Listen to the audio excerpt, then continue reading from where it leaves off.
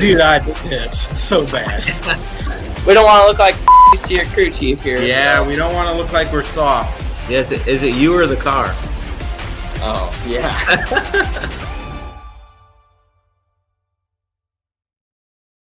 What's going on, everybody? David Gravel here. It is the Gravel Show. We took a weekend off.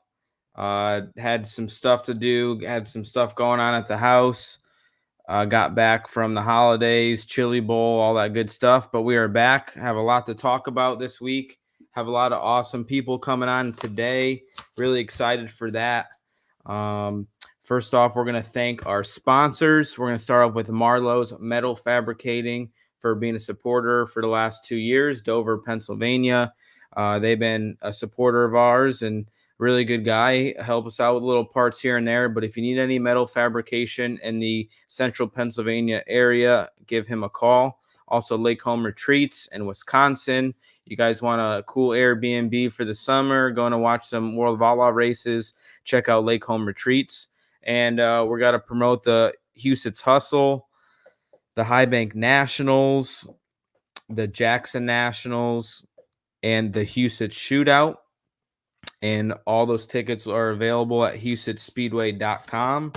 And you could get everything there. A lot of money to win. $100,000 for that race. The Huset's Hustle, High Bank Nationals $250, Jackson $25, and the Shootout $40. So a lot of money up for grabs. Go to HusetsSpeedway.com.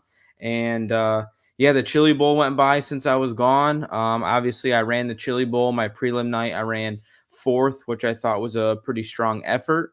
And our night on Saturday just didn't go the way we wanted. We made some changes to the car. I was the first guy to run on Saturday and just felt like we were off a little bit from where we were on our prelim night and missed the show by 2 spots. So had a blast. Can't thank Abacus Racing enough for having me there.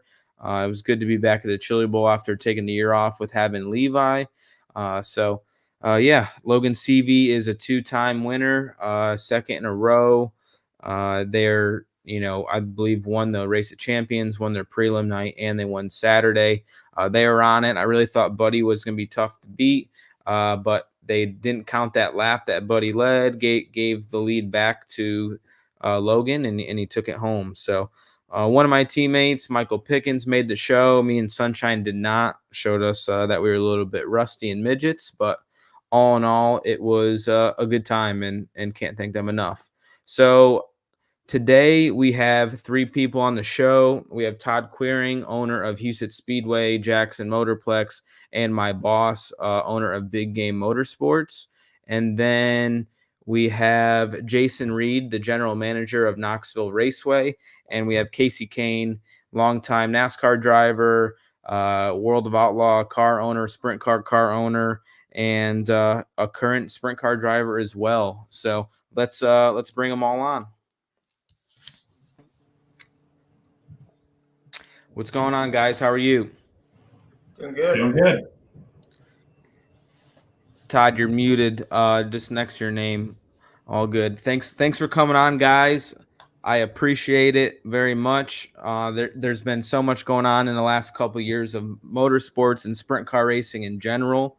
So I guess I just want to introduce each person. Kasey Kahne doesn't really need much introduction, but Jason Reed, you're the general manager of Knoxville. I guess if you could just fill us in your role at Knoxville Raceway, exactly what you have your hands on there. Oh, yeah. So I'm kind of like the overseer of all day-to-day operations. Most everybody knows John McCoy. He's the promoter, race director, runs the racing part of it. But John's retired from his real job, working for the county here in Marion County. So that he doesn't want the full-time role. He's more of a part-time position, but he still has a very big passion for racing and wants to be very involved. So he wants to run the racing part of it, but that's kind of what he wants to do. So I kind of handle the day-to-day operations, work with all the marketing partners, make sure everything is in place from security to concession people to all across the board. So got a lot of good people that work for us, but most people that work here are all part-time. So it's I'm kind of the one that holds it all together and tries to keep it moving in the right direction. Cool. And Todd, I don't think you need an introduction either. We kind of told everything that you own, my boss, and all that. So we'll just kick into it. High limits, World of Outlaws, streaming money, right? There's so much influx of money in our sport today, and anybody could start off. But would you guys say this is potentially the peak of sprint car racing? Todd, you've owned a team since the early 2000s. Kasey, 06, you told me was your first year. Do you guys see this is the top of where sprint car racing has been, or do you think this is somewhere near where it was in the early 2000s when we were on national TV on TNN and stuff like that? Go ahead, Kasey. Yeah, I mean, to me, I feel like will be the top. Since I've been in it in 06, just with the extra money, the races, the point funds, the show up money for the teams that are traveling on a national level. I've never seen anything like it, and I feel like it's sprint car racing is in a great place because of that. Todd being a big part of that with Husets and Jackson, Knoxville as well. I mean, Knoxville's always been up there as a track that we just all look forward to going to, not just to win the race, but for the payouts as well. I mean, it all means so much. So to me, I think it's really cool where it's at, what's going on, and everybody that's behind it, making it go. Jason, you want to chime in? No, I would agree. There's a lot of big events, a lot of events growing, which that's good for the sport, and it also makes us keep we stay on top of our game to make sure we have a great event. Also, just be interesting to see. There's a lot of races to go to, so we'll see how it goes. A little concerned about our weekly show, but just on cars, but I think we're going to end up all right. So I'm excited and ready to get going. Yeah, my opinion is I think sprint car racing is I've been in this a long time. I think it's really good. Obviously this is business now. It's not just everyone's playing around. So everyone's going to step up, and I feel the strong will survive. Can we sustain this to national series? I don't know that. I don't think anyone knows that at this point, but there'll be some changes being made, I'm sure, next year and the year after. But, I think it's in a good state right now, and I like it. Yeah, I think obviously competition is good for everybody. And Jason, you kind of talked about weekly racing and now not having the all-stars and having this regional stuff. And I feel like right now Knoxville and Husets are kind of pushing, and I think Port Royal does a pretty good job as well in the weekly deal, and Williams Grove and stuff like that. But I feel like you guys just announced a purse increase for the weekly deal, and Todd had, I believe, bumped the weekly pay pretty damn good last year. $6,000 to win at Knoxville every night, and Husets $5,000 to win every night. Both pay $4,000 for second, $3,000 for third, and $1,200 for 10th. To my knowledge, that's better than an all-star purse when I ran the all-stars. I believe it was $500 or $600 to start. I remember it was $1,000 for 10th and $5,000 to win every all-star event. So to me, that shows you guys are definitely keeping up with the times. I know you guys are going to kind of collab on a couple weekends and do some tow money stuff and all sorts of cool things. But I'm definitely concerned about the weekly. Attica and Williams Grove is way down on car count. I don't know where you guys are at, Jason, as far as car count last year or the previous years, if it has gone down. But, I remember, even Todd's car at one point was like a weekly Knoxville regular car. The 18 car with Ian Madsen was a weekly Knoxville regular car, and all those guys, moved on to traveling series now. And the TK Concrete car, I felt like was a Knoxville regular for how long, and now they're on the road again. So I guess in your perspective, you already said you're worried about the car count. In the last 3 years, what's like the trajectory of the car counts at Knoxville weekly? Actually, the last few years we've had a higher car count than we expected. I would say we probably averaged around 28 410s, and then we was up at 35 or 36 360s every week. So I mean, we had plenty of cars last year. But every year there's those several teams that the lower budget teams. All of a sudden, there's a couple of them that are going together. So instead of two cars, now you just got one car, and there's going to be more options for the Brian Browns and Austin McCarls and those group to go travel and run some high limit races, some outlaw races around. So I mean, at the end, I still think we'll still be all right if we can stay around that 24 to 26 410s. I think we're good. And like I said, we're working out a deal with Todd that week in the battle board. We got another one of those weekends where a 3-day, paying the cars to come go at all 3 days. So we'll continue to work good with Doug and Todd, and I think we'll be all right. It just there might be a few weeks when there's some high limit races or outlaw races around close, so we might be down a few cars. But overall, I think we'll still be okay. But it's just going on down in the future. How long is it sustainable? So that's my concern. Todd, I guess for your track on the weekly basis, have you guys hovered around the same cars weekly? Has it been going up, going down? I guess how has that been going at Huset's for a weekly deal? For the 410s, we stay around that 24 to 28, which is actually a nice number for a weekly show. I think Jason can probably attest to that too. We're looking at a quick show out of Huset's on a Sunday night, so we don't look for 40 cars there on a Sunday night. But Jason's correct. We're working together, trying to that they put together a nice purse package this year. We did that last year. We've increased our purse this year again as well. Not as big as theirs, but I would say you have to win weekly shows. Let's just say in Knoxville, Huset's, in our Midwest area, if you can't win weekly shows, you have no business going to race high limits or Outlaws. Just my personal opinion. I mean, other than when they come in the area, but I think we're doing the right thing. Jason and I are, and Doug and everyone here, just to put this thing all together. So yeah, I like it. Kasey, I guess your perspective is a little different, right? You're driving yourself, kind of been bouncing around the last couple of years, but you've been a team owner. But what have you seen like on the weekly side? I know you pay attention to Sprintcar Racing and all the car owners we've lost in Pennsylvania, where you have like a lot of ties to, and California, doesn't really hire a lot of drivers anymore. It seems like our sport is so healthy in the aspect of money. I would say mostly because of streaming money, but we have an influx of big races and big money races. But I feel like the car owner side and the lack of car owners is kind of one of the downsides of our sport right now, because obviously it's so expensive. But with all this money up for grabs this year, literally probably doubling the money in the sport this year, with having high limit nearly matching the Outlaws' purse money per night. I mean, do you think we could maybe gain some car owners, or what's your opinion on, car owners in the past to now and maybe gaining new ones? Yeah, I think it's tough. I mean, I pay attention to some of it. I've noticed, it seems like Pennsylvania, some of those, they have so many tracks racing over a weekend that it seems like there are less cars at maybe a particular track.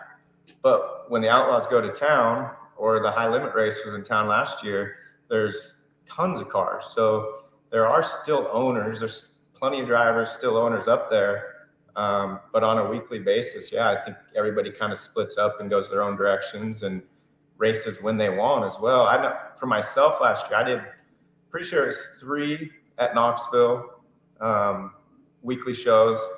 Loved it. Those shows are great shows. The purse is good. I saw the increase this year. I mean, that's great for the weekly teams for sure. I did 2 up at Huset's and enjoyed those shows. So I really enjoy that side of it. Enjoyed, racing on a weekly level as well. So I think there's a lot to it, and there's a lot of teams that can race really well and have some success, make some money at those places. Yeah, sounds good. That's good information. I guess talking about all this influx of money and streaming, right? Everybody wants to know, does it put more people in the stands, or are people staying at home and watching? And I guess if you guys could talk about like the last 3 years of attendance. Like I've always heard, I believe Knoxville Nationals typically always sells out or close to selling out, or it's been the record crowd this past year. But on a weekly basis, is your attendance up or down in the last 3 seasons? As far as Knoxville, I would say the streaming, I think, hurts the weekly show a little bit, maybe, but it helps the big shows. It gets everybody that they want to be there. But as far as our attendance, I would say the biggest thing we see now is if there's a little chance of rain or it's a little cool, we see everybody's, well, I'll just stay home now because I can watch it at home. When we get into June and July and get into some decent weather, I don't think we have that much. Although I do hear or talk to a lot of people around 30, 20 in town here in Knoxville that, say, well, I just watch it at home now because I have dirt vision or I have flow, whatever. So yeah, I think there is some hurt, but I on the other side, I think it does help. It's just like I said, the bad weather days. It's bad. So you see a definite decrease of attendance on those days. Todd, how about you in your situation? I feel like you've done a big push to promote Husitz lately. So how's the attendance the last 3 years been for the weekly shows? Well, we're fortunate. We have a really good corporate crowd there, just a good corporate audience there. So I don't have a lot of historical there. I bought this from Chuck Brennan in 20, so, I went there as a young adult, so I mean, the bleachers were small then, and I think we're okay. I mean, our streaming is really good on Sunday nights, from the, we have a dirt vision package right now, but, no one races on Sunday nights, so we have a pretty good following on our Sunday nights. So, if we can get this thing over quick by 10 o'clock, I think, we're always good there. But, yeah, it probably hurts it, just like Jason said, whether it's 200 people or 500 people, I've just kind of coached my guys that let's just go sell more corporate tickets. We have a lot of corporate involvement in the Sioux Falls market. So, that's kind of what we focused on. So we're trying to blend that. So 10-4. Yeah, it's very interesting. I think that streaming helps the overall landscape of sprint car racing, but I think sometimes, like Jason said, I think everybody could agree, if it's cold, if it looks like it's 80% chance of rain and somehow we get lucky and we get the event in, for sure a lot of people are not going that day. And it seems like a lot of tracks now are canceling earlier, ahead of time, or if it's looking really bad or really cold, it seems to be like there's less risk taking, because obviously it's expensive to have a sprint car race, no matter if it's a World Vala race or a weekly event. You got a lot of employees, and I think that's the double-edged sword with having a huge facility, right? Knoxville is arguably the best facility in the whole sport, but that doesn't come at a cheap price, right? Just to turn those lights on, I'm sure it's very expensive. You have concessions in the infield on the front stretch. I'm sure you have your security and cops there, so you got a lot of stuff going on. So I definitely understand your guys' point of view. You got any input, Kasey? No, I mean, I personally love streaming because when I'm not, when I'm not at a race, I can watch it now. I don't know, I forget how long it was, but the first at least 3 years probably of owning a World of Outlaw team, I was at the NASCAR track or, wasn't with the guys a lot of those times. And I was just listening to Johnny Gibson on my computer. And, it's up to him how he portrays the race. So it was pretty wild at times. And, I enjoyed that. And then we had race monitors, started watching the live timing, and streaming. Now you can just keep such a close eye on everything that's going on. I watch Husitz, I watch Knoxville, Williams Grove. Then we have, a show that we're at, or maybe not until the next night. So it's cool as a fan for sure, to be able to watch all over. I mean, you can go out watching NARC race out in California. So I definitely have enjoyed the streaming side of things. I think it's shed more light on me to maybe watch some late model races. I never really watched late model races before, but obviously when they had the $1 million to win race at Eldora, and then Jonathan Davenport made $2 million in one season, so that kind of opened my eyes, I guess, to pay attention to other races, or just like Hugh sits, we don't have anything going on Sundays when there's not football going on and stuff, and it's a great opportunity to watch racing on a Sunday when you're just hanging out and exhausted from the weekend. So definitely it's double sided, but I think right there wouldn't be the $1 million win race for sprint cars last year because of streaming, and obviously Knoxville and Huset's and Eldora's big events and Williams Grove big events. So it's I think streaming's awesome. Honestly, I think it's awesome. I mean, it hurts in some spots, it's just, but it's business. I mean, it's the world we live in right now, so it's not going away. So, I mean, the fans love it. They can't watch every race. I think it's a great deal.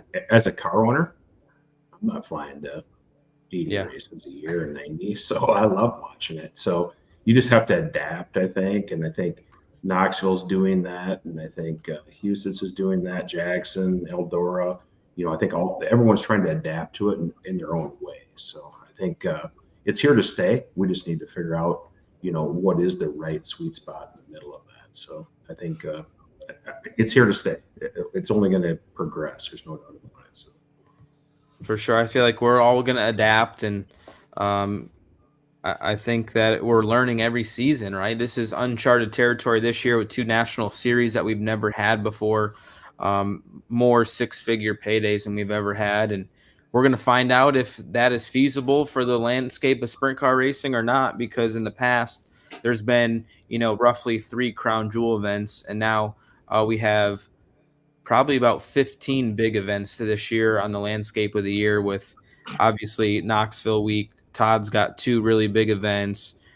Port Royal has stepped it up this year. Eldora has 2 6-figure paydays as well.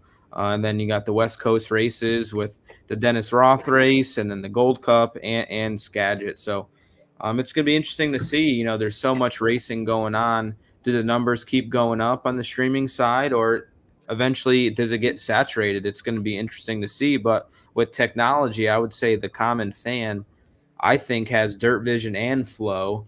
And just like if you have YouTube TV today or any sort of NFL Sunday ticket, right, everybody's watching 2 games at a time, 4 games at a time, just because you could do that. So I would say people are split screening or watching Dirt Vision on their TV and Flow on their laptop or their iPad. I think it's definitely something people probably make a party at their house about it, and drink, make some food, and watch it all. So it's going to be interesting to see how it all plays out. Kasey, so you're committing to full-time racing this year. I guess you've kind of dabbled in a little bit of everything on what you've been doing, what you haven't been doing, being a dad to 2 kids now, and all that. So I guess, how are you feeling going into the season? Are you like, I'm running the whole season no matter what, and you getting through this? Is that a big goal of yours? And I guess, what are your goals for the season? Yeah, I think, definitely a goal is, and something that I'm going to do is get through the whole high limit season.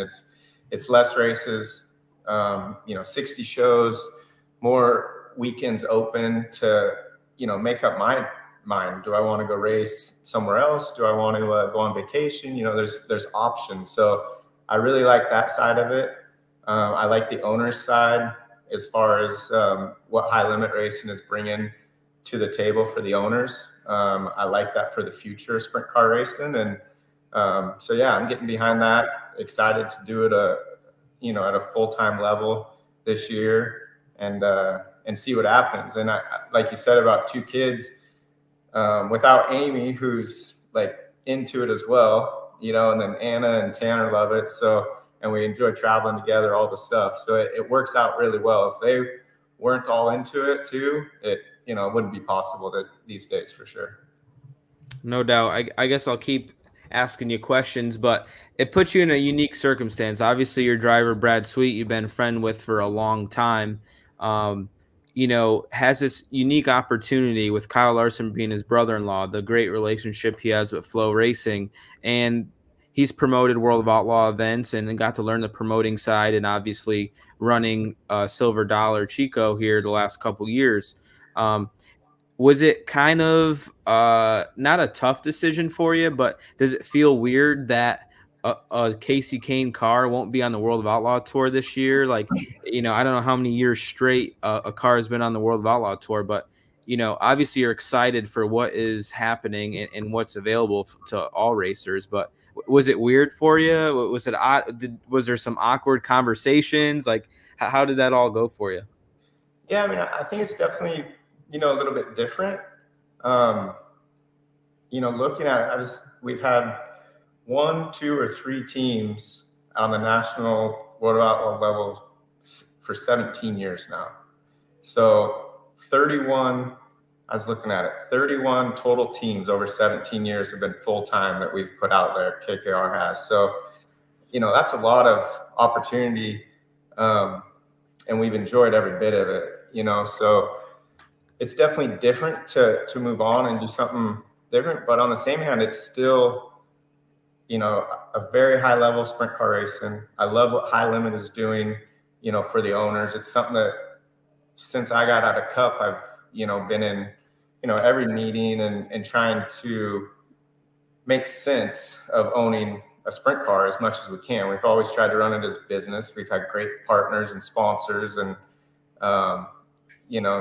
great people working on the cars and all of that. So just trying to make the most sense of it. And I feel like we've been sitting in a very similar place. I love that the purses have changed, the point fund has come up, but a lot of that stuff has been from streaming, from certain track owners, promoters who have really pushed on that.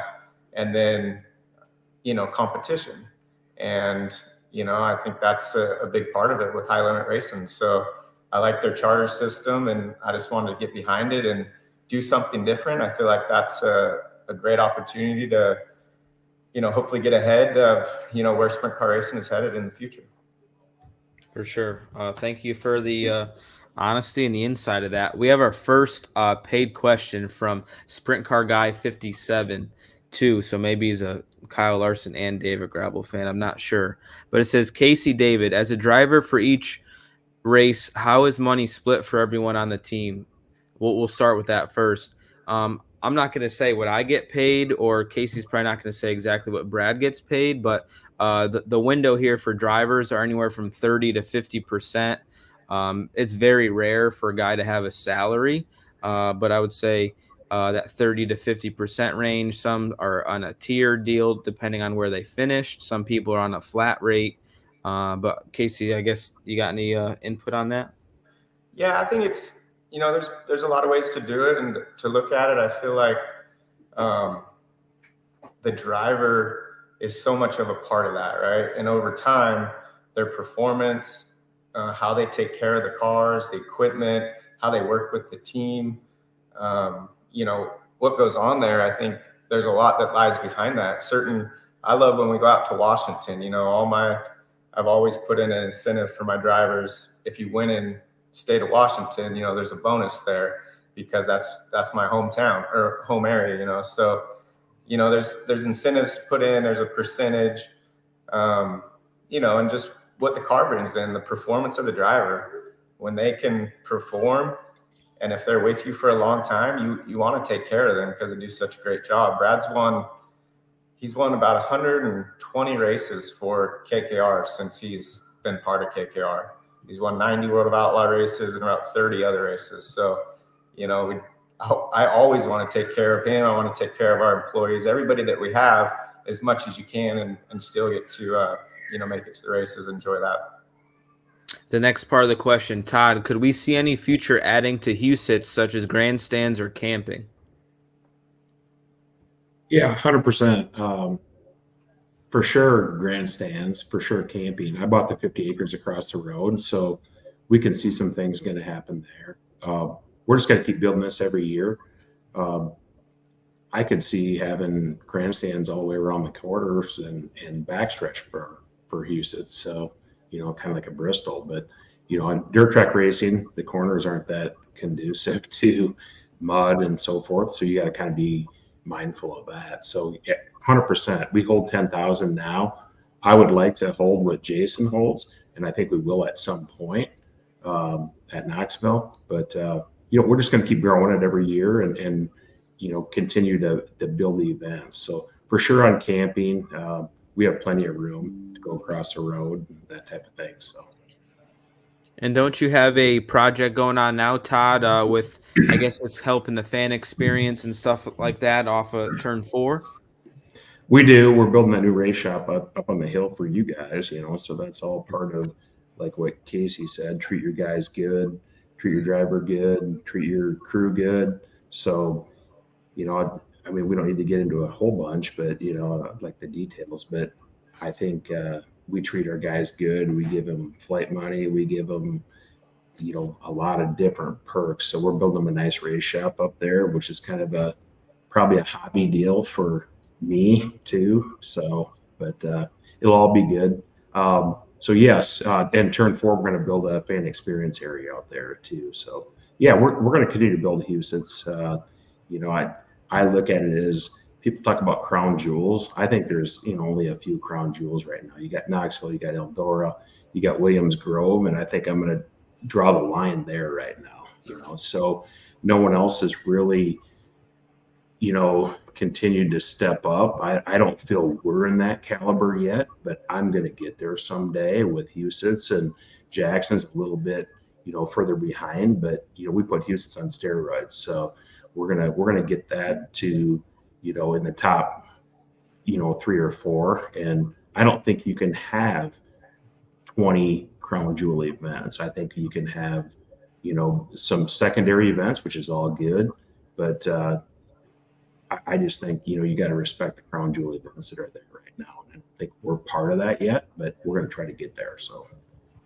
Yeah, and that's the interesting part of it all, right? So all the high limit guys don't get to miss any of the crown jewel events. So all of Sprintcar Racing is still going to support the crown jewel events. Really good. Yeah, nobody's going to miss out on that. So it's going to be interesting. And I agree with Todd. Kasey, 10 years ago, right, there was only 3 crown jewel events for sure. It was always the National Open, the Kings Royal, and the Knoxville Nationals. And now you got people like Todd throwing $250,000 to win. You got Port Royal, been building up to Tuscarora for a while, and now they bumped up the Weichert now. And then you got, Skagit, and you have Gold Cup, and then, does this Dennis Roth Classic thing, is this a one-year thing, or is this something they try to build as well? I feel like Tulari's been in and out of the World of Outlaws schedule, and the weather's been always tough to race out there early in the season. So us racing there later in the year is different. So I think it's going to be very interesting. I think in 5 years or 10 years, right, what a crown jewel event is definitely going to be a different landscape. Yeah, I can tell you too. I think time will tell on everything, like you're saying, David, and the guys. Time will tell on where it all goes. But I've been to a lot of races, done a lot of cool things with racing, and when the high banks is getting ready to start and the lights are flickering and the place is packed full of people, I mean, that's as good as it gets. And then you go down to Knoxville for the Knoxville Nationals, and they're 4 wide and the lights are flickering, the fireworks are going off. I mean, that's as good as it gets in racing to me. And it's really cool to be a part of that as an owner. I love it as an owner. I still have a passion for the racing side of it as well, and want to be in those events this year. But yeah, it's really cool to be part of that stuff, and what you guys are doing with your tracks is awesome. Jason, the last part of that question was to you. It says, Jason, what's the planning like for nationals? So I'm guessing he's asking, got anything new up your guys' sleeve? Are you holding some things back? Or I feel like you guys have the #1 event by far, and it's still not close as far as from the week starting from the 360 Nationals even on, right? It feels like there's always something going on, and that small town atmosphere, it's hard to beat. So what do you got? Anything exciting for the coming up season?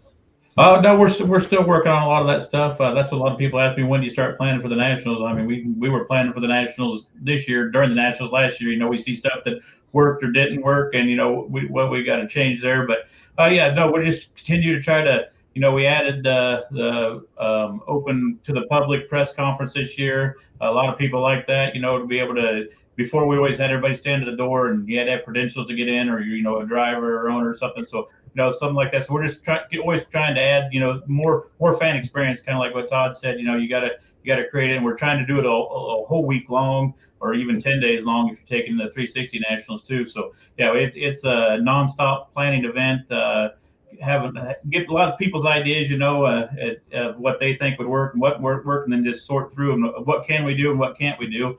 Anybody that's been here knows that we use like every inch possible of the ground, and we still have people that want to be involved that we just don't have room for. So, just sorting through all that and making it the best fan experience for everybody is what we try to do every year, and just try to add a little more, something that makes them think we got to come back next year to see what they do, so we got to try to continue that. So I got a committee put together, actually some my employees, and then actually some volunteers. Even got a couple of racers on there, just giving their input of what they think we should do to continue to have a great event. So yeah, it's a continuous process all year long.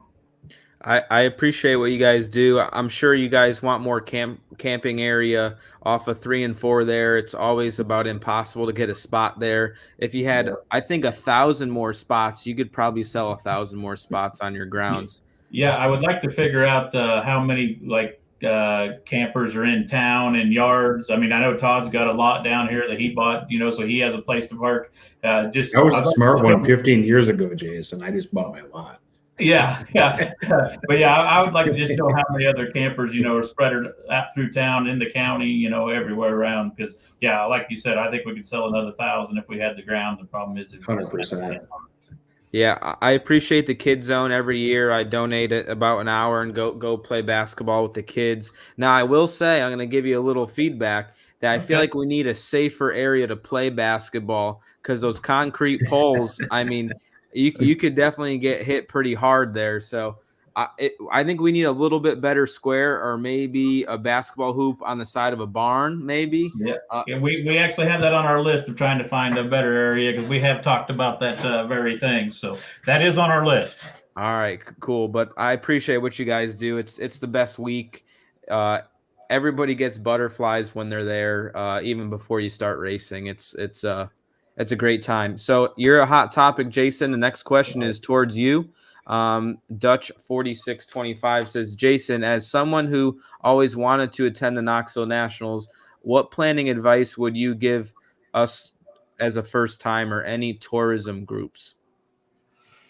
Plan early, because like you said, it's if you want to whether you're camping or going to try to get a hotel room, the hotels from several miles around are full. So but if you call into the office, we're happy to help out anybody, give them advice, get them hooked up. There's actually the Chamber of Commerce here in town. They hook up race fans. Have been doing that for several years. With Knoxville, people actually let them come and stay in their house, and that's good. I've heard people said, well, I've stayed at this guy's house for 25 years or 30 years. They build long relationships and stay there every year. So I mean, there is people willing to help you out to get a place to stay. And so, just plan early and let us know, and we'll help you out. Dutch, I could tell you that you're not getting a hotel in Knoxville. Super 8 and Cobblestone are sold out for the next 20 years.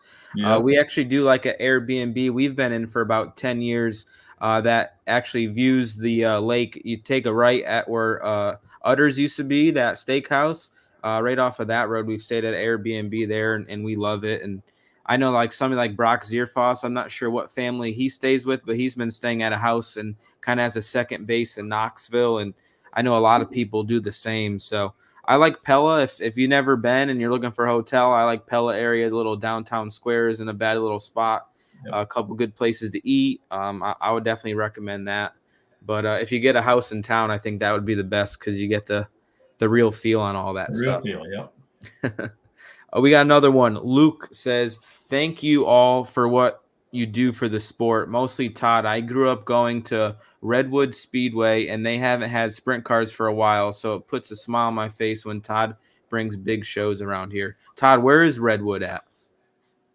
It's like 40 miles north of Windham, where our shop's at. So Yeah, Okay. it's really not really a sprint car track. That's probably why they don't have a lot of sprint car races there. It's one of those tracks. It's a fairground track. I think they're just racing like modifieds and things like that there. So, but yeah, well, great question though. But come to Jackson, come to Houston. It's awesome. We got one from Mike, and this is a good question. It's a new topic that I was probably going to bring up. It says, question for all four of you. What do you think of the virtual flagger deal like Lincoln announced today? Kasey, I'll let you go first from a racer's perspective. Let's hear it from the racer side. So I didn't know Lincoln announced that. Yep. Yeah, today or yesterday, I believe they announced it. Okay, so no flagman, they just lights and I guess your ears. Yep. I'm not sure who uses this. I think if it was Australia has a track that does it already, I think. But yeah, there's zero human flagging, and I'm guessing like the race director and the tower is going to control the lights and the audio side of things. Yeah. Man, there's probably a lot of ways to think about it if you had more time. But I know Casey, be politically correct. Yeah, I know when I'm racing, the only, I did it once in Las Vegas, and my ears went out, and I raced anyways without my earbuds. And in NASCAR or sprint car? No, in the sprint car race in Las Vegas a few years back. It's been a while now. But if you don't have those, whoever's calling the race, the Mike Hess, he calls that quicker than the flagman, then the lights come on, right? So like I'm good at watching lights, and I was already drove through the back of the 49 car and destroyed his tail tank before the caution lights had came on. So because Brad had slowed down because Mike Hess had already said it. So you definitely need to be, well prepared if there isn't flagrant and things like that. But I don't know. I didn't even know about that. So I'm probably not the right guy to ask. I need to think more about it all, but it could be pretty good. Maybe they can have more people watching the starts and more people, watching on what's going on over the race. If they're not in the flag stand, maybe they're up in the tower or something. I didn't read the full article of how the technology works. Maybe there's a lot more technology behind it to sense if there should be a caution or a red flag. And maybe Jason or Todd knows a little bit about it, or maybe they don't. But you guys could take the floor. Yeah, I really don't know the technology behind it. I know Impact Signs is working with them on doing it. I guess I'm still kind of old school. I think we still need somebody there. I can kind of see the safety reasons. We have had stuff fly up in the flag stand. We went to requiring our flagmen to wear helmets all the time, but I still think and like Kasey says, I'm sure there's a lot of times that John can probably get the yellow called before Justin gets the flags, and get it actually out. But I still think right now, I think here at Knoxville anyway, we still want to have somebody in the stand to kind of watch over the starts and just as it's going on the track. And now I don't disagree that John does have a good view. There's some stuff that Justin can't see that John can, but for right now, I think we're going to stick with the flagman. I guess I'll just throw 2 cents in there. I have no opinion one way or the other, but when I bought Jackson in 2015, I asked one of our guys, I said, can't we just put lights around this thing? And I grew up going to the races. And I said, is the flagman is an important part, but now we have technology. Can we just flag this thing from upstairs like John McCoy does, or like Brian Rubin does for us? Can we do this? Or Mike Hess or whoever runs the whole show? Can we do this with? And I was more asking the question from the business standpoint. Are we flying flags for just that's the way they used to do it. We had no technology, so we didn't do it. It kind of got shot down. I didn't say to do it. I just said, should we do this or should we look at it? So I found that interesting today. I saw it on Twitter or X or whatever. So I saw it on that. So I mean, we're not going to do it, Jason, just like you aren't. But, I mean, is that the future? I don't know that. I mean, Kasey and David as drivers probably have to chime in on that. So, Well, there's that whole Everything's linked together. Go ahead, Kasey.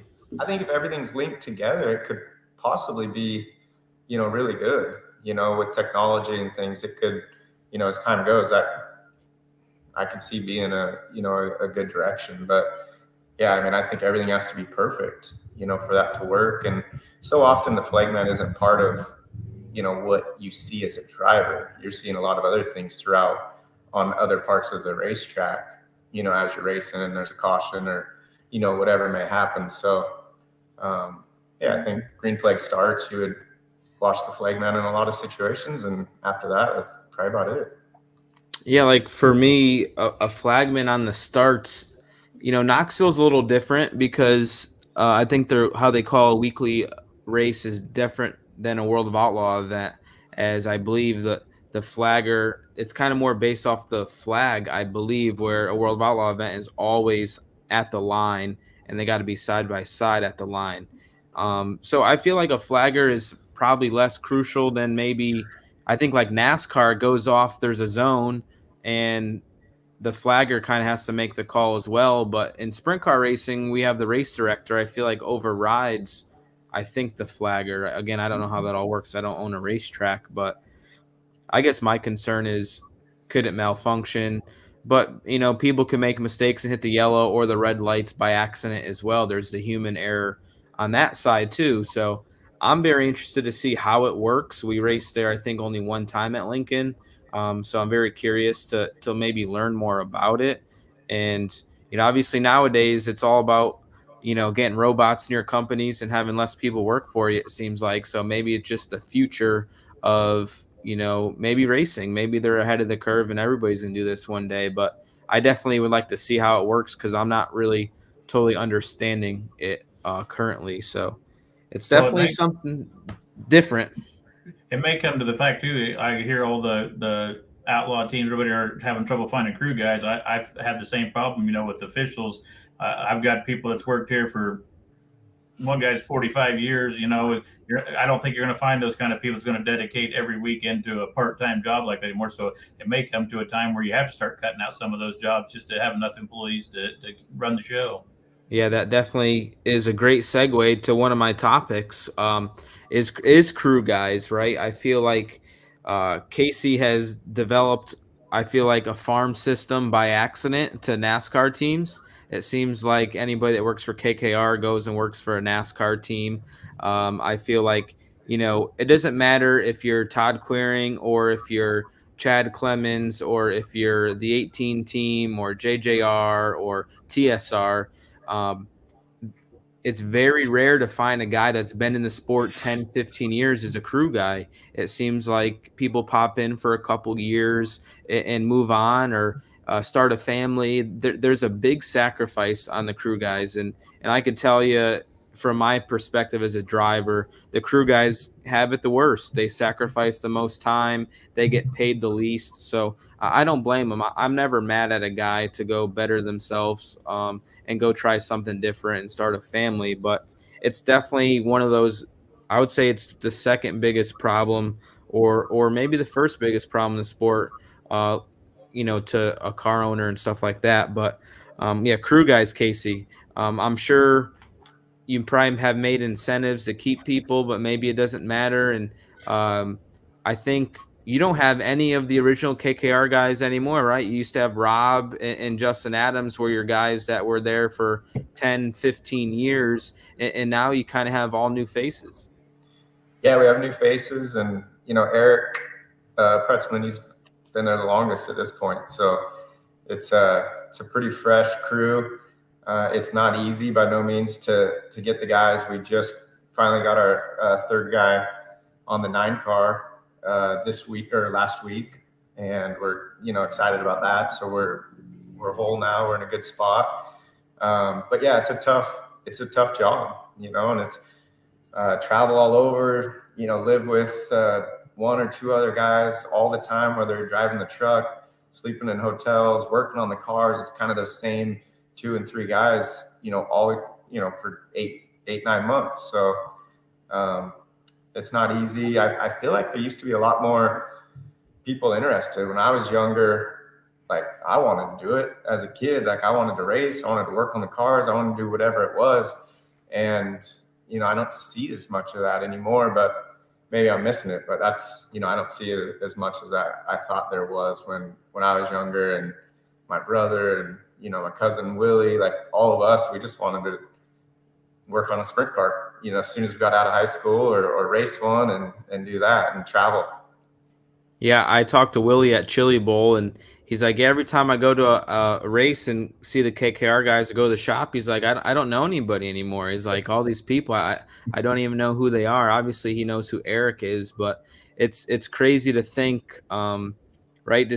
Everybody's kind of moved on and either started a business or started Hummel started an FK shop in Indy, right? It just, everybody's kind of evolved, and I think you learn so many good things that you could take on in life being a World of Outlaw or a national team with the sprint cars, just being organized and taking pride in what you do.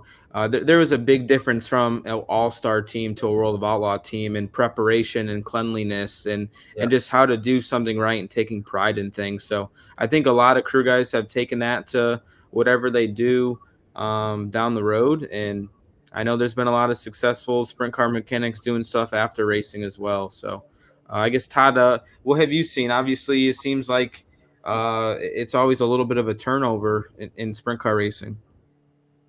Yeah, 100% what Kasey said.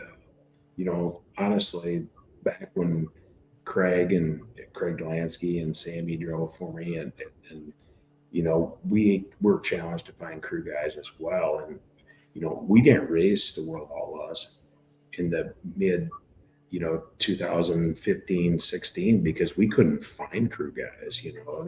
Guy Fulbrook couldn't travel. Great guy. He just couldn't travel, and we just couldn't find guys. And I think we've kind of stepped it up, right now. And, Kasey hit the nail on the head. Is it about money now, or is it about like passion? Kasey, I'm 11 years, 12 years older than you, but I used to like go to the races for passion. Obviously it's your career, but it's just like these guys, everyone wants to do it for money or 10,000 more, but I feel like we treat our crew guys right now. We have a really good package for our guys. And, it's, I looked at it the other day, and I don't look at the numbers too much, but 80% of our gross earnings last year were paid to the driver and the crew guys. So we're trying to do our part to try to keep everyone together. I guess I'm just trying to keep the crumbs together to like put the whole thing together. But we're trying to take care of our guys. We give them flight packages, we give them a house to live in, that type of thing. But it's hard, it's difficult, and it's not a, you have to want to do this. It's not like everyone wants to do this. It's just like Kasey said back when he was a kid, he wanted to go do it, but that's just not like that anymore. Everyone wants to you got to graduate out of the tire guy. You got to graduate out of the car guy. You got to be the crew chief, and then where do you go from there? So, but it's a good sport. I think, I hate to say it, but it's kind of getting to be a little bit of a money deal in that part of it. And I don't like that much, because the passion maybe goes away a little bit. So I don't like that. Yeah. You got something to say, Kasey? No, I'm a Todd. Like, it's just, I think things change too. I'm thinking back when I was, what I'm talking about when I was younger. That's 20 plus years ago. That's 25 years ago, just about now, when I'm, and so much has changed in those 25 years. So I'm still in sprint car racing. You're still in sprint car racing, but everything's changed around us. So it's just a different time. The guys that are in sprint car racing definitely have the passion, and I think they enjoy what they're doing for sure, which is great. Whereas, my teams are as prepared, put together as they've ever been. But I think the KKR teams have done that for a long time, from, my cousin to my brother, and just how the teams have been ran. So the family has done a good job. We've enjoyed that. And, And now it's on to Eric, and Wayne Priddy is going to be my crew chief this year. So that's, it's cool and exciting for us to have another guy that's kind of new to the KKR deal. But it's times change for sure. I feel like for you, Kasey, when you juggled 3 teams, or almost 3.5, when you maybe raced some at one time, I remember like a guy like, say, Cody Darrow, when he raced for you, he kind of had different crew guys every year. And, the 9 car had their kind of stable guys, and the second team kind of had their stable guys as well. But like Todd says, if he doesn't have the team that could go, he's not going to race for a World of Outlaw championship if he doesn't have the guys that he believes in to do it. And luckily we have 3/4 guys this year, kind of having Scott stay on board in arm's length away. So, we're at full staff right now as well, but I'm sure that was a struggle, right? And it was probably maybe frustrating for drivers throughout the deal. And maybe this guy thought he got the better crew chief or this better car chief. And it's just, there's not enough people to go around. It's just a real struggle. And then when you do have that guy like Eric, and I have Cody, right, is you definitely want to do what you have to do to keep these guys around, because you know that there's not a laundry list of people out there. Yeah, for sure. And people are everything in sport, in racing for sure. Like, you have to have the right guys if you want to perform. And you need the right driver, you need the right crew chief, you need the right car guy who, has everything prepared. You need the right tire guy who's, the tires are as critical as anything these days. So it's if you want to perform, if you want to be consistent, run up front, like you guys do, you have to have the right team behind you, or you'll just, it's not going to happen. You're not going to be able to keep up with those teams. And we've absolutely seen that over the years. For sure. Kasey, AJ Moyer, he has a question. I know him. He races the ARCA series. He says, Kasey, best advice you can give racing at Daytona? Don't crash. Yeah. David, you've been to Daytona? I crashed at least one time in the race. I had no right side left. Yeah, I've crashed plenty of times at Daytona. I think it's part of it. If you make it through Daytona, no matter what race you're in, it's pretty awesome. But I think just really paying attention. What I always try to do when I had my best results there, I felt like I was able to figure out early in the race who I worked the best with. And usually that's how the cars work together. So how the way they work together, and so how well you could suck up to the car in front of you, how well you could push him, and the same from behind. And you just try to keep those cars around you throughout the race. And if you see somebody really good, try to get with him, because more times than not, the guys who have the most speed will make the right decisions, and the most cars will also, follow them and push them through. So just really learning the first half of the race, and being ready to use all of that the second half of the race. Thank you for that. Next question is for you as well. Dan G says, Kasey, what's your top 5 favorite sprint car tracks to race at? No pressure. Top 5 favorites. Okay, Knoxville is definitely on there. Huset's has to be on there because come on, you're buttering these guys up. Not just because these guys are on here. Huset's, I've won a couple races at Huset's. I've won at Knoxville. Skagit Speedway, growing up there, that's where I learned how to drive, how to race.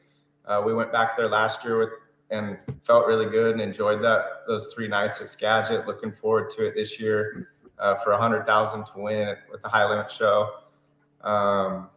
What else? So was it dirt tracks or sprint car? Sprint car tracks, yeah. Yeah, sprint car tracks, yep. I don't know, that's 3.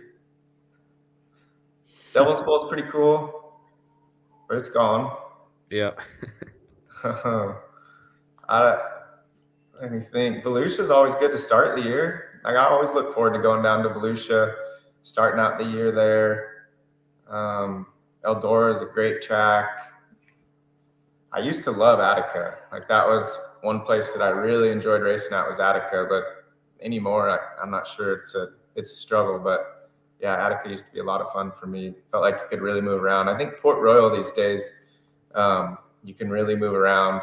To me, the best tracks are when you can move around and you can pass or get past. If you're slow, you're going to get past. If you're fast, you can go forward. And between the racetrack and the cars, just always working on making that happen. Those are the best tracks to me. I agree. And the best track could be the worst track on a given night, or the worst track could be the best track on a given night, right? There's just, you can't control Mother Nature, and that's dirt racing, and that's what makes this sport so hard. You could have a notebook and be like, all right, we got the fine-tuned setup for Volusia. The last year it was really wet and fast. I would say a majority of the nights, and this year you don't know. It might be slick top to bottom and completely different. So I think that's what makes our sport exciting, because every day is a new day and it's never the same. Yeah, I think too, David, another track's Beaver Dam. Like that was one track that I'd always liked racing at, was Beaver Dam. And usually there was a top and a bottom there. You could slide across at either end. I could put on a really good show. Yeah, I love Wisconsin. I think it's a great state to race in. I think Cedar Lake and Beaver Dam have two good shaped tracks, fairly good dirt. Any track could take rubber, you know what I mean? But I feel like a majority of the time they're put on pretty good racing, and they do a good job. But I agree with you. I thought I-80 was a pretty cool racy track, really wide. Like, I don't know if that's the widest track in the corners, but that thing was just insanely wide. And when the surface was right, it was definitely a cool racing track. Yeah, when I first started Kasey, what about late 90s? Late 90s, you came to Houston's, and I still remember this. And you were just a young kid. I was sitting in the stands, and you just put an ass whooping on everybody. I don't know what year it was. Late 98, 99. That was 99.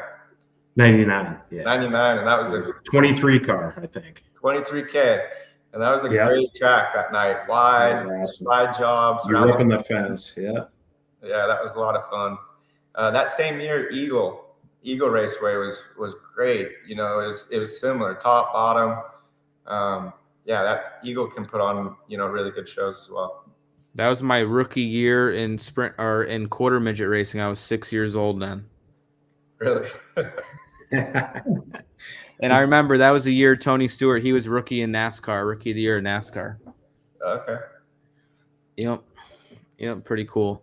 Chris Flashman, he sent money. I'm guessing he never did this before and forgot to comment. But I guess the one big topic is people always want to know, what does it cost to run a World of Outlaw team, to go up and down the road? And obviously every team is in a different situation, but I guess let's talk about the operating costs, right? You already have your engines and your truck and your trailer, but obviously to maintain all that, expenses like hotels, fuel, payrolls, Kasey, I guess, could you roughly talk about a rough budget on kind of what it costs year in, year out to run a World of Outlaw team? To me, it costs a lot more today than it did when we started. That's for sure. It's like everything else, but we have a lot of it now, so yeah, it's a bit different. But the tires were, when we started in 06, the tires were $180 probably for a rear tire, and now they're, what are they, $310 to $320 for a rear tire.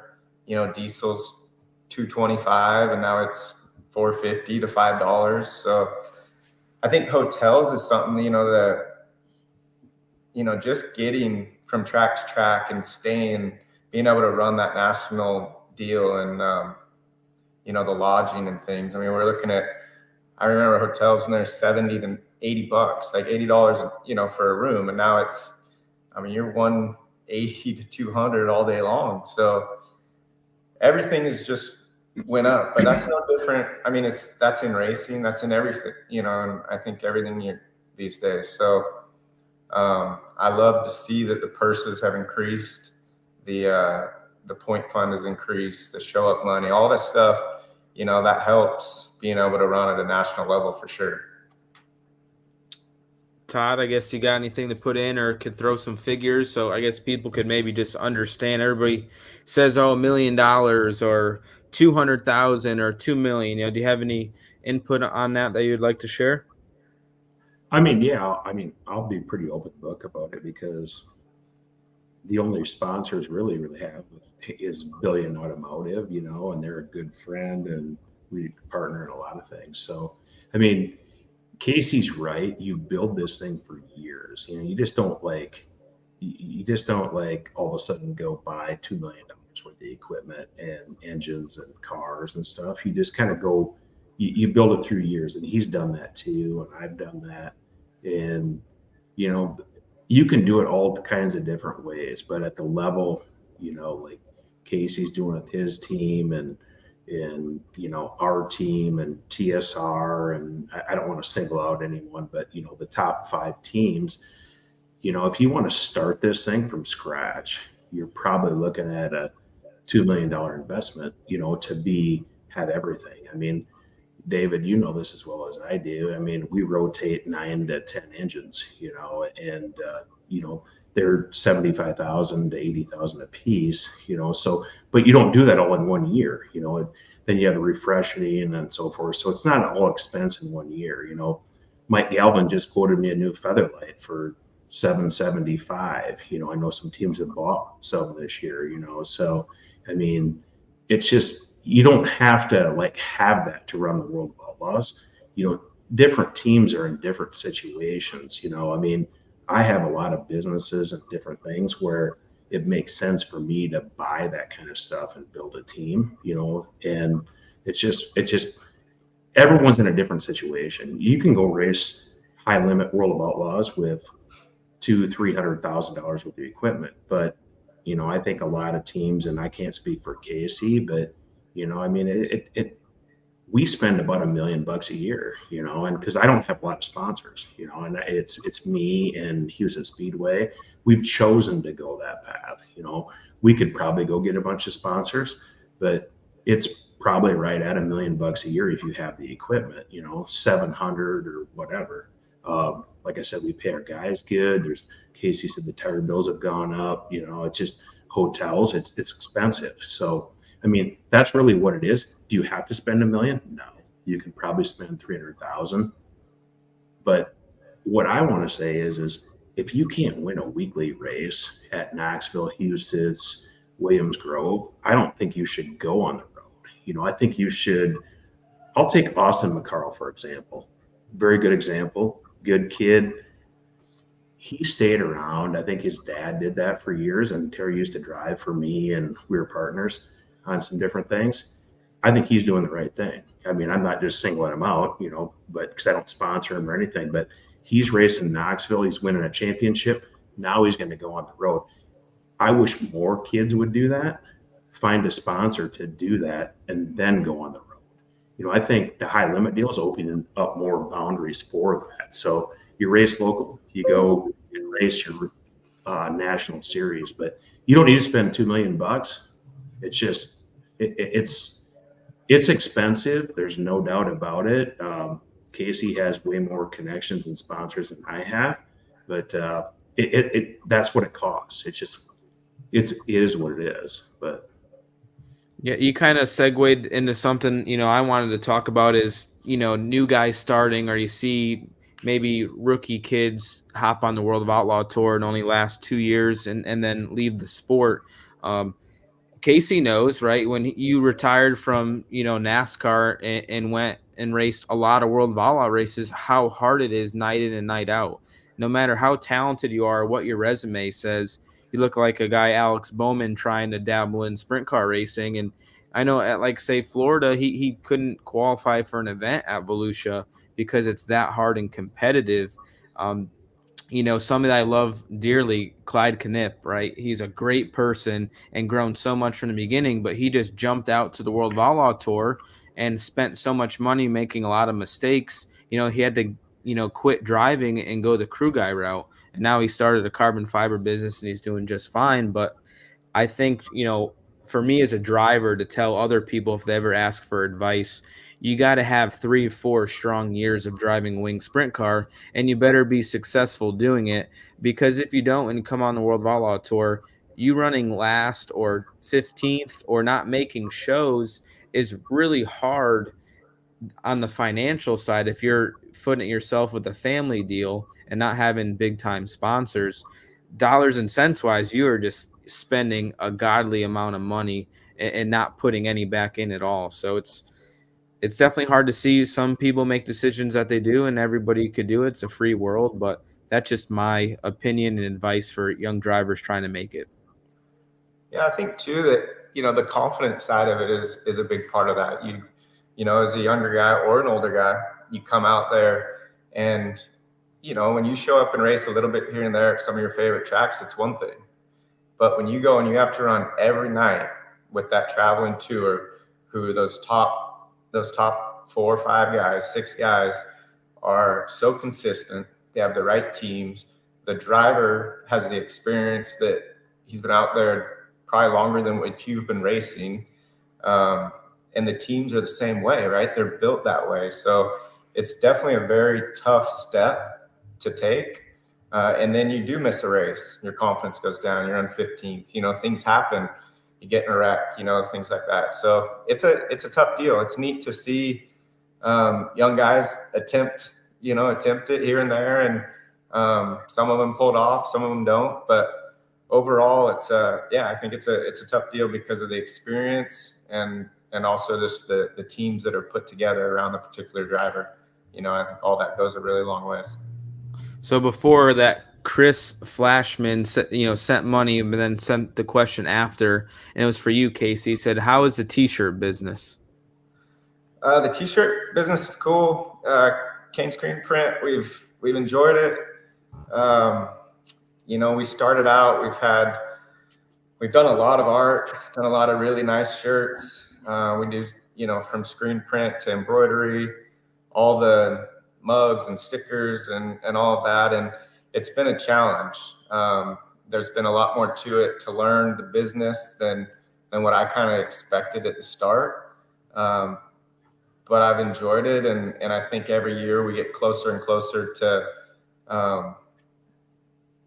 being where we want to be. We're still a long ways from there. So I don't know if it's 5, 6, 7 years out, but whenever it happens, overall, it's a neat business. It's tough, but you get to meet a lot of people. You get to do a lot of cool art, see a lot of stuff. The screen print side's really, really fun. Being in the shop, watching those guys work on what they're doing, what they're producing, getting it sent out. And then when you go to the racetrack and I walk around and see, 10 different KSP shirts, walking through the grandstands or behind the grandstands before a race or after a show, and you're saying hi and doing pictures with people, and you see a lot of KSP shirts, it feels good to see that out there for sure.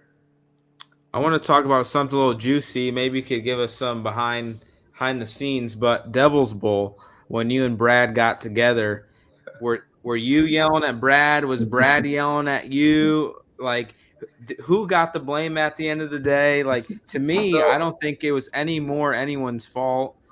Brad was coming up, you were maybe coming down. I guess, how was that to tackle of being a car owner, a boss to Brad battling for a championship, and you racing in the race? How was that whole night for you? Well, you just kind of said it. There was a lot going on right there. And I felt horrible right when it happened. I'm like, how did this happen? I'm spinning and he's flipping. And I'm like, how did this just happen? But yeah, I wasn't doing any yelling. Everybody was yelling at me. And I'm like, man, I really don't feel like I did anything wrong here, but whatever. So I was all about trying to get Brad's car off the wall, calm him down, quit yelling at me, get back in your car, get, his guys fix his car. Luckily it was, I just took my car to the pits. Like, my car didn't even hardly have any damage. And I'm like, I'm just going to the pits. I'm done. I'll come back. I came back on the scooter and was trying to help them. And still my ears were burning listening to some of the stuff. But it was wild. And it was all about points. It was the pressure racing for points, to win the money, to win 5 straight championships. before that happened, he probably thought he had a chance of winning the race that night. I was in 4th and I started 6th, and I felt like I was going to win the race that night. So it was, it was wild. When I was crashing, I could not believe that was happening, David. I don't think anybody could. And I don't know how, I said this in another podcast or interview, but like literally Brad's car was 50-50 grinding on the wall and sparks are flying, and it didn't knock the rear end out, didn't break the rear arms. I don't even think it broke the ladder. Like, it was just amazing that it was like a front end, wings, and you're good to go. Like, I'm sure you thought the thing was destroyed. Yeah, I thought it was destroyed, but yeah, the guys, they did a great job and got it out there. And it was such a mess on the front stretch too. And then I feel like some truck was broke down, so they didn't have enough trucks. One tow truck. Yeah, they had 2, but one tow truck broke down, so they had one tow truck. Yep. Yeah, it was crazy. It was definitely a crazy last hurrah for Devil's Bowl. Plenty of controversy. Last corner pass for the win. It was a long night, that's for sure. Yeah, I didn't even see the way that the race ended, and then I watched it the next day when I was at the airport, and you won by 3 feet or something there at the buzzer. Yeah. So it was it was a cool ending for Devil's Bowl. But I really wish that me and Brad were in that, and who knows how it all works out. It would have been a fun race to run the entire race for sure, being the last one. Yeah, no doubt. So, Jason, I had a question for you. So it seems like every year you guys are bumping the purse up for Knoxville Nationals. I think it was always 150, maybe you went to 160, and then you went to 170 or 175, and now it's 190. Like, you're so close to 200. Was it hard not to just make that jump to go to 200 to win? Do you guys kind of have a 5-10-year plan to maybe gradually do something? But I just was curious, like 190, 200, I was just curious on how the mentality was. Yeah, no, we kind of talk about that every year, but then the last couple of years we've just been increasing by 5,000 every year. So if we stay on track what we're doing right now, the 65th will pay 200,000 to win. So we just kind of continue that way. I will say that is one thing I want to say, that a lot of people say, how do you deal with the fair board? This is a fair board run racetrack, and 24 guys that are on that fair board, but they are all very supportive. We look at it, everything, and the more tickets we sell, they're willing to put the money back into the purse to help the drivers. That's how we kind of look at it every year, and just able to do that. So we like to continue to increase it and go from there. Yeah, we appreciate it. Do you know the total week purse for the week of the Knoxville Nationals is off the top of your head? It's like 1.1 or 1.2 million, somewhere in there. Okay, awesome. That's I think that's why everybody has always respected Knoxville's kind of their pay and their prelim nights, and the start money, $15,000 to start. Me growing up as a sprint car driver, one of my career goals was to make the Knoxville Nationals. And when you made the Knoxville Nationals, even back then, I think it was $9,500 to start, which was nearly as much as a World of Outlaw win. And I feel like it's always cool to see new drivers lock themselves into their first Knoxville Nationals, because it's such a prestige. It's so hard to do. So many things could go wrong. You could qualify. Yeah. I don't know how many times I've seen people qualify quick time and have something happen in the heat race, me included this past year. I believe it was Shane Stewart did one year. I think Cody Dara was quick time at the Knoxville Nationals and crashed in his heat race. So it's like, man, everything looks great. And then how the format is, which I kind of have a little bit of beef with the format, with you crashing in your heat race and you have to be in a C main. Once you're in a C main, your night is over, right? Where a lot of the formats, the fastest 2 guys get to start in the front of the B main, which maybe that's not fair, but it makes it so hard to make the Knoxville Nationals. Right. There's been situations where the top 8 cars in qualifying don't transfer into heat, so you could be 5th or 6th quick, then you're starting 5th or 6th in the B to make it. It is a hard format, and you have to be on your game every time you're on that racetrack. And I feel like that's what makes it so special, is It's not easy. It's not a, Kings Royal, you could qualify 25th or 30th and start in the front row and get in the A main, where Knoxville, you are earning every single lap there. And I think that's what makes it special. Yeah, and like you said, the 15,000 to start now, I especially like when we see a local driver make it. I know Tasker Phillips made it there. You'd have thought he won the Knoxville Nationals, seeing him that night. So that's great to see. And then I know the big teams there, most of them are going to get in eventually. Like you said, it's hard. It's a hard format, but it seems by the end of the week, the cream of the crop, rises. They still all get there. You took the long way to get there last year, but you got there. So yeah, no, we continue to try to build on that and then continue to add to it as we can. Awesome. Well, I told you guys an hour. It's been an hour and 21 minutes. I'm going to let you guys all go. I appreciate your time. I hope we got the word out there of what everybody's been asking for and what you guys want to get out there with the sport. You guys are big keys in our entire sport, being car owners, track owners, running tracks. Appreciate all you guys do. And hopefully Kasey will see you at some races this year. Jason will see you at Knoxville for a few weekends and the Knoxville Nationals. And Todd, hopefully I'll see you on the West Coast of Florida. Hopefully I'll see you sometime soon, but you'll probably get to see me, right? I don't see you that much, so I don't get sick of you yet. So it's all good. All right, guys. Thank you very much for coming on, and hopefully we'll see you at Volusia or a track after that. That's good. Thanks, guys. Thanks. Thanks, guys. All right, guys. Round of applause for Kasey Kahne, Todd Quiring, and Jason Reed. Appreciate them coming on. Hopefully you guys got a lot of your deals answered. Everybody wants to talk about, how expensive sprint car racing is, what it costs, the crew guy stuff. These guys owning race teams for so long. Streaming, is it good or bad? And I think everybody is very curious to see how the landscape of sprint car racing is going to, continue on here. Do 2 national series last for the next 10 years, or is this a short-term deal? We're just going to have to wait and see. Definitely exciting time. Like I said, there's probably double the money in sprint car racing this coming season than there ever has been, with all these huge events and base purses going up on a weekly level and on a national level. So very, very cool. So we're going to finish off by thanking our sponsors, Marlowe's Metal Fabricating. We got Lake Home Retreats, and we got all the big Huset's races, the Huset's Hustle, the High Bank Nationals, the Jackson Nationals, and the Shootout in Labor Day. New event, never has happened, 40,000 to win. Looking forward to that. And go to HoustonSpeedway.com to get your tickets. They're all on pre-sale right now.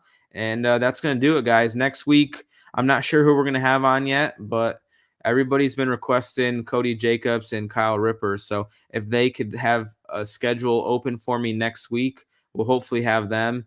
If not, we're going to have 2 very big icons in the sport, hopefully next week or the weekend after as well. So thank you guys very much. Enjoy your night. Hopefully you guys enjoy the show, and we're going to try to be every week leading up to Volusia, and we'll keep trying to do cool stuff, guys. Appreciate you guys. Peace out.